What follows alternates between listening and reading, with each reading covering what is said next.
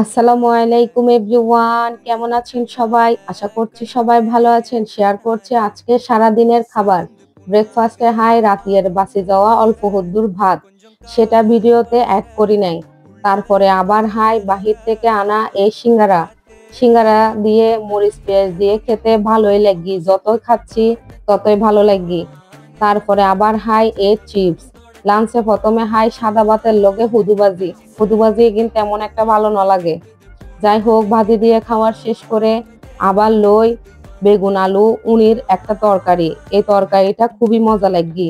আসলে শুটকি আমাদের অনেক প্রিয়, তাই হয়তো এত মজা লাগি। এটাও দিয়ে খাওয়া শেষ করে এরপর লই হুদ্দুর ভাত। শেষে আবার লই কুরের গুস্ত। কুরের গুস্ত দিয়ে নাও ভাত খাইতে ভালো লাগি। ভিডিও যেহেতু বানাই, হাঁডিটা পরেই খাবো। ডিনারে হাই প্রথমে সাদা ভাতের লগে ইসা মাছ দি বোনা দি ভাত খাইতে সে ভালো লাগি। তারপরে ইসা মাছ বোনা দি ভাত খাওয়া শেষ করি। শেষে লই আবার মাছের মাথা দিয়ে রান্না করা কয়েক পদের সবজির তরকারি।